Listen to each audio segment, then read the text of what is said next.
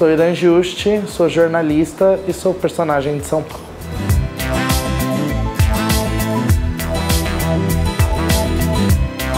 Eu nasci no bairro da Freguesia do Ó, do oeste da cidade, e cresci em Pirituba, no bairro vizinho. Até os 8 anos eu sempre morei em casa, então eu tive infância... Falo que eu fui a última geração de infância offline, né? Então sempre até os 8 fui brincando na rua e correndo. E aí depois eu fui para prédio, e aí veio internet, videogame, e aí tive essa mudança, mas eu acho que foi muito importante esse processo de viver a rua na infância, estabelecer uma relação minha com a cidade que fica até hoje, assim.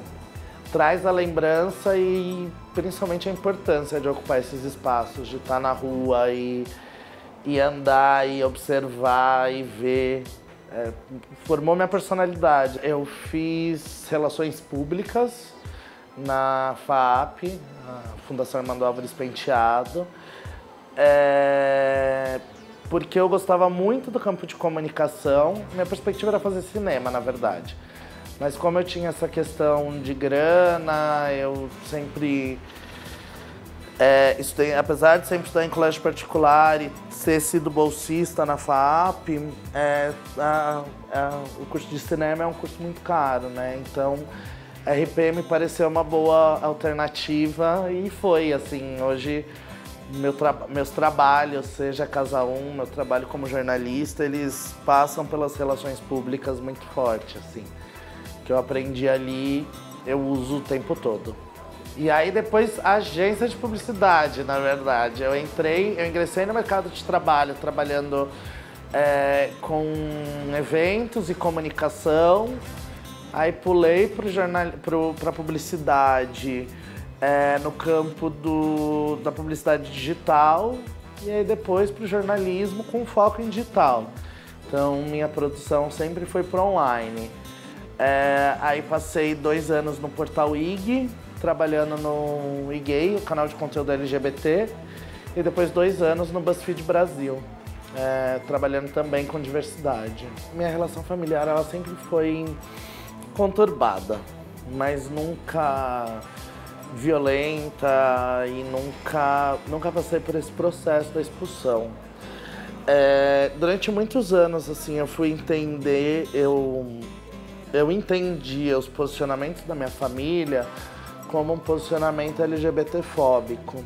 Até eu entender que, na verdade, tinha muito de preocupação, né? De entender que aqueles comentários e aquelas colocações, elas eram muito menos em relação a mim e muito mais em relação a como a sociedade lida com pessoas LGBTs. Então, demorou quase 10 anos para entender que era preocupação e cuidado e não preconceito. Mas não que seja mais ou menos doloroso, né? Você ouvir essas questões, mas quando você entende, as coisas ficam um pouco mais calmas.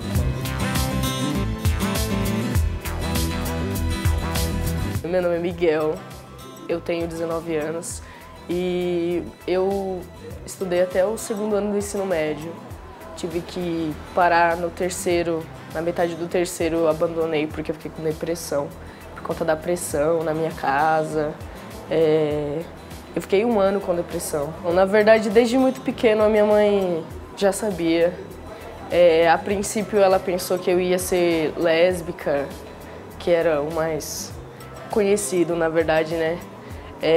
Porque até então não se conhecia homens trans, não tinha um nome específico para identificar a pessoa que queria fazer uma cirurgia, que queria mudar o corpo. Eram vistos como sapatão, na verdade, né? E daí quando eu comecei a pesquisar, eu falei, olha mãe, eu quero fazer cirurgia, eu não me sinto bem com o meu corpo. Daí começou brigas, você não pode fazer isso, você não pode fazer aquilo, você nasceu mulher, você tem que ficar com um homem. E eu não aceitava aquilo.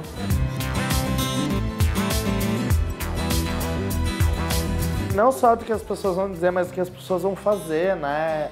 O medo da violência de pais LGBT, de LGBTs, é muito forte, assim. Acho que todo pai e toda mãe se preocupa com o seu filho que sai à noite, que vai fazer as coisas. Quando o seu filho é LGBT, essa preocupação duplica, triplica, né? Porque as chances de não voltar é muito grande.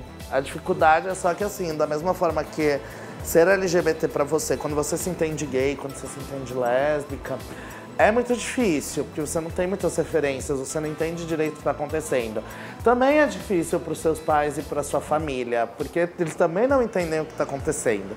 E eles têm o fator de que eles não estão sentindo o que você está sentindo. Então, dificultar ainda precisa de mais tempo e precisa de mais referências para entender o que está rolando. Mas aí é um pouco de empatia, né? Quanto mais os pais entenderem que não é sobre eles, é sobre os filhos, as coisas vão ficar melhor. E, infelizmente, quando não ficar bem, pelo menos a gente tem a casa aqui para receber essas pessoas. A Casa 1, ela é... Bom, no finalzinho de 2015, eu alugava meu sofá-cama, eu moro num quarto e sala, eu alugava meu sofá-cama num site chamado Airbnb, num site de aluguel de cômodos, né? E depois, isso em 2015, né? Aí no finalzinho de 2015 eu percebi que eu gostava muito de ter pessoas dentro da minha casa e essa dinâmica. Eu falei, bom, mas agora eu não quero necessariamente pessoas que estejam pagando. Talvez eu possa avançar um pouquinho no meu campo de militância, assim, no que eu quero fazer. E aí eu comecei a receber LGBTs que tinham sido expulsos de casa. Fiz uma postagem nas redes sociais. Em 24 horas eu recebi quase 50 pedidos. E aí eu percebi que era uma dinâmica, assim, era uma demanda muito maior do que eu imaginava. Porque assim, a gente tem uma perspectiva, quando a gente é LGBT, que como a gente está avançando de pouquinho em pouquinho ali em legislação, em direitos, e a gente também avança na idade, todo o nosso ciclo de amizade também tem certa estabilidade.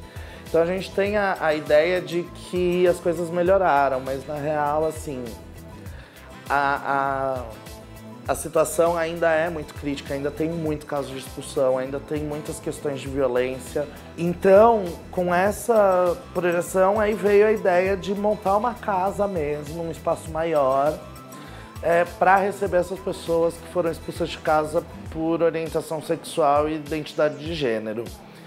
E, junto com ela, ter também um espaço onde a gente pudesse gerar um lucro que financiasse essa casa.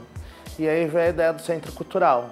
Então hoje a Casa 1 ela é uma biblioteca, uma sala de computador, uma sala de atividades, uma sala de exposição, uma sala de atendimento para a população de rua e uma residência para LGBTs que foram expulsos de casa.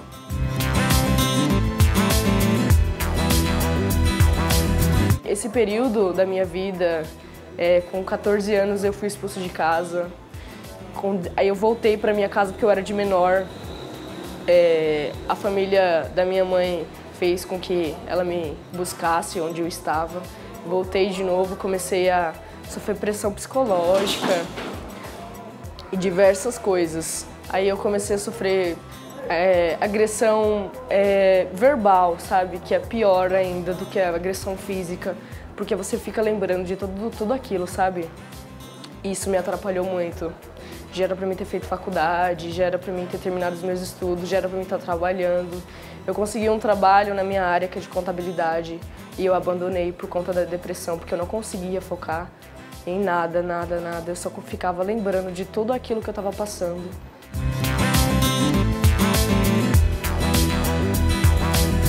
Na verdade, assim, o pensar em acolher, ele veio um pouco do meu processo de militância. Eu sempre participei de coletivos, de grupos, de eventos, manifestações. Só que cada vez mais eu percebia quanto esse espaço de militância, ele está falando de um lugar que é muito privilegiado, né? Que fala de pautas muito específicas, de um grupo muito específico. E aí, cada vez mais, eu fui falar sobre a importância da militância individual, da militância de o que eu quero fazer para mudar efetivamente o sistema e como que eu quero que seja a minha atuação diante dessa militância. E pensar nessa casa e pensar nesse espaço foi reflexo disso, assim. O trabalho começou pequenininho ali, fazendo uma ação aqui, uma ação ali, até chegar no que a gente tem hoje, assim. A escola ela tem um formato, né? Ela é quadrada, ela tem fileiras, ela tem chamada, ela tem um padrão para isso, porque é muito mais fácil você formar uma massa do que formar um indivíduo. Então, é muito difícil. E o ambiente escolar é um ambiente muito violento para quem é LGBT. Mais ainda para quem é T, né? Para a população trans. E aí, você passa grande parte da sua infância e sua adolescência nesse ambiente escolar. Então, ali você já não encontra, você não tem espaço. Você chega na sua casa, também não tem espaço, na maioria das vezes. Porque a formação, a educação dentro da casa, ela está muito ligada a vários fatores, né? Há fatores políticos que não acompanham a diversidade, há fatores midiáticos que não acompanham a diversidade, há fatores de entretenimento. A gente não tem representatividade na publicidade, nas novelas, no cinema, na literatura. É sempre um como novidade. Não existe, não tem para onde você olhar, não tem o que você fazer, né? Então, isso dificulta muito. Então, é muito falta de referência, assim. E os pais não saberem lidar com essa situação é completamente entendível. Não é aceitável, mas é entendível. E aí você tem fatores religiosos, você tem fatores políticos que já estão ligados à religiosidade também. É sempre um quadro muito complexo.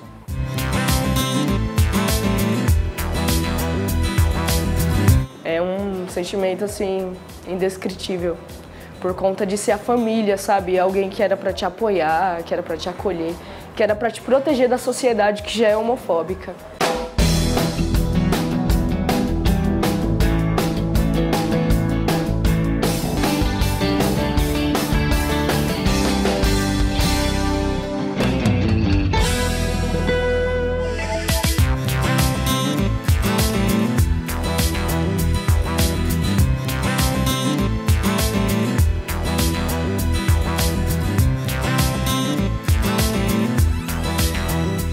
Cada vez mais eu vejo problemas que não são só questões de orientação afetiva sexual e identidade de gênero.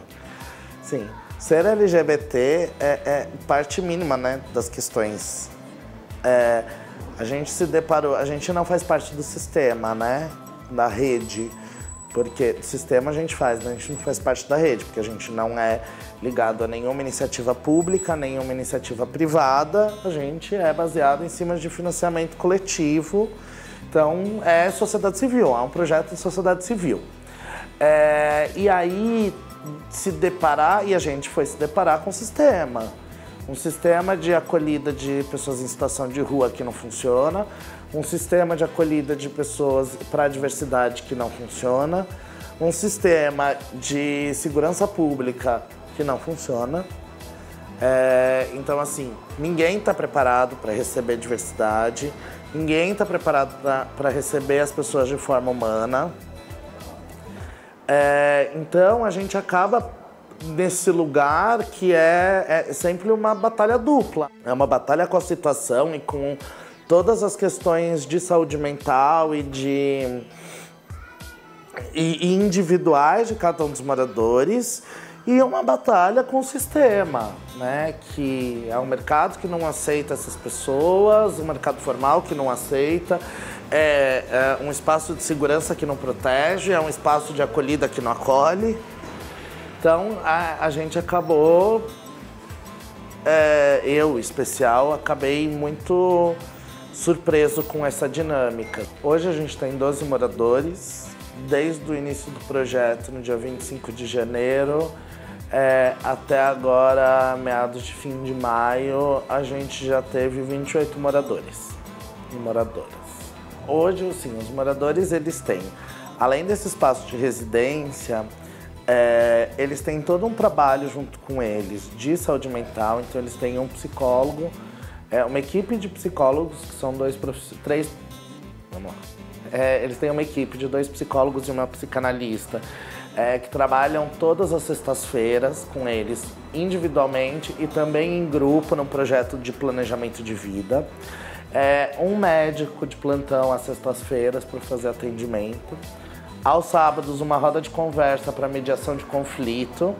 E cada um dos moradores que tem a necessidade de um acompanhamento de saúde mental tem um profissional que atende eles fora uma vez por semana. Fora isso, a gente tem uma programação. O Centro Cultural ele funciona de segunda a segunda, das 10 às 22. Então toda a programação é prioridade deles. Então alguns fazem aula de inglês, alguns participam das oficinas de teatro, a maioria deles participa de tudo. E assim a gente vai estabelecendo essa relação de dinâmica. E fora isso, a gente tem todo um trabalho de voluntariado, onde os voluntários eles trabalham no Centro Cultural, invariavelmente transpassam por esses moradores, né? Que eles estão sempre aqui embaixo. Então é sempre um diálogo de contato. Todos esses voluntários, eles passam por um processo de formação, então todos eles sabem como conversar, sabem como se relacionar com esses moradores e moradoras, entender a dinâmica dessas vidas, as nomenclaturas corretas. Então é o tempo todo, né? É um cuidado 100% do tempo e é um aprendizado também 100% do tempo.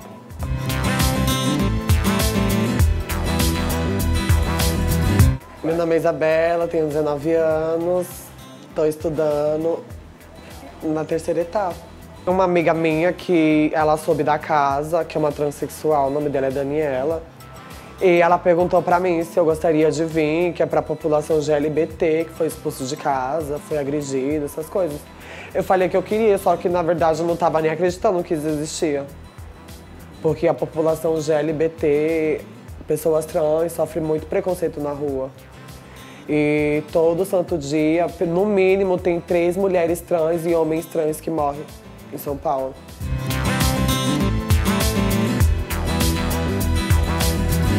Em partes dos casos, sim. É um processo demorado, longo, que precisa de uma assistência de profissionais e além de profissionais, de pessoas dedicadas a isso, nesse sentido, o Grupo Mais pela Diversidade, Famílias pela Diversidade, o grupo de pais de homossexuais. A gente tem diversas organizações que auxiliam a gente nessa mediação e que fazem um trabalho nesse campo que é muito importante. Mas é um trabalho que se dá com mais facilidade quando a gente não tem envolvimento de alguma instituição religiosa.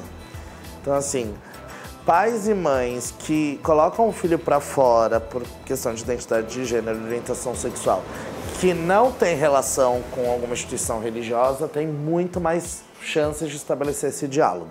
É feito todo junto com os profissionais de saúde mental, eles elaboram esse trabalho de estabelecimento de vínculo ou restabelecimento de vínculo. É uma perspectiva, sim. E a gente se dispõe a acompanhar, caso queira um encontro físico, mas a gente é uma casa de passagem, né? A gente tem no máximo 3 meses de residência. Esse restabelecimento de vínculo ele demora bem mais do que isso. Então, assim, a gente vai plantando essa sementinha quando a gente está aqui.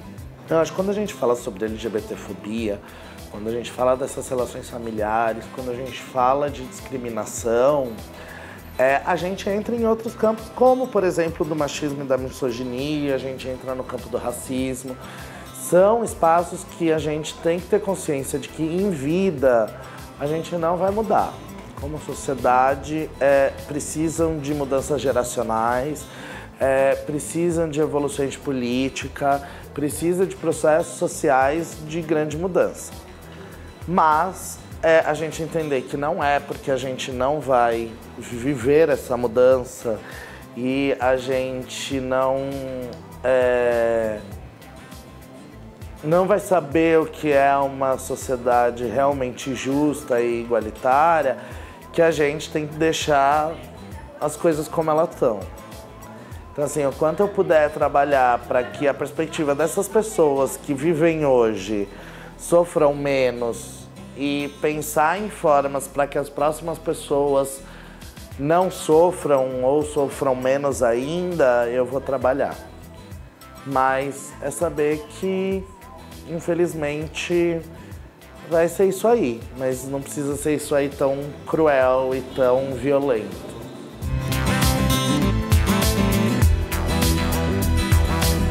Frequentemente, eu recebo todo dia, eu recebo no dia que eu vou pro trabalho, que eu tô fazendo um teste no salão, eu recebo na hora que eu vou pra escola.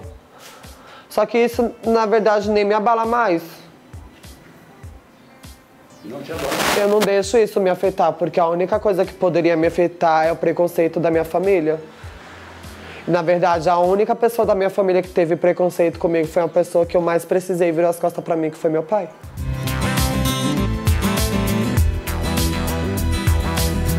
Hoje a casa ela funciona via um financiamento coletivo, recorrente, né? Então é um clube de assinatura, onde as pessoas doam um determinado valor, né? Esse é a primeira forma. Outra parte, eu financio uma parte do meu bolso, então eu produzo conteúdo pago por veículos, empresas, marcas, e aí com esse valor eu financio uma parte do projeto. E agora a gente está começando a estabelecer relações com marcas e empresas que estão financiando partes do projeto, né? Então, formação continuada, o aluguel do próximo ano. Então, essa é uma tentativa que a gente tem feito.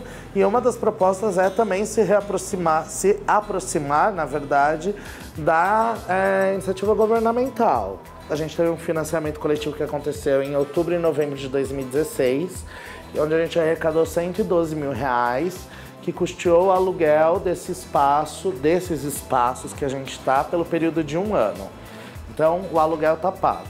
O financiamento recorrente, que é a contribuição mensal, mais a parte que eu custeio, é de manutenção da casa, que vai sendo feita mensalmente. E agora, com o relacionamento de marcas e ações juntas com marcas, a gente está garantindo o aluguel do ano de 2018. Para encontrar a gente pelo Facebook, facebook.com/casa1, pelo e-mail centrocasa1@gmail.com ou pelo site da nossa plataforma, que é o www.benfeitoria.com.br/casa1.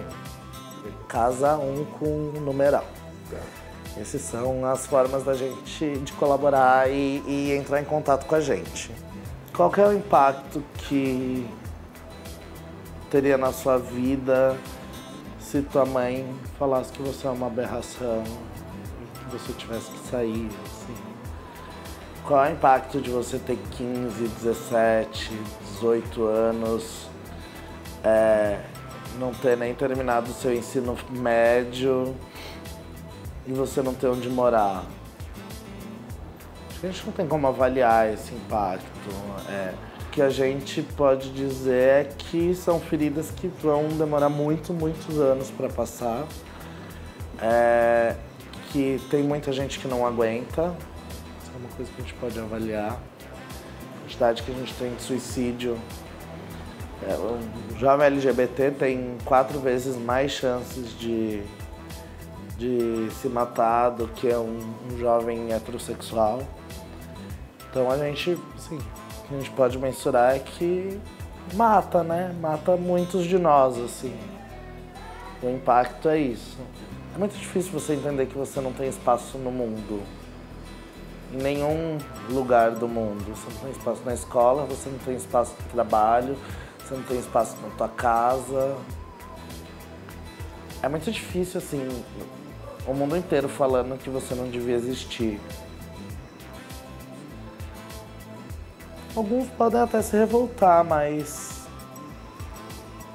com toda razão, né?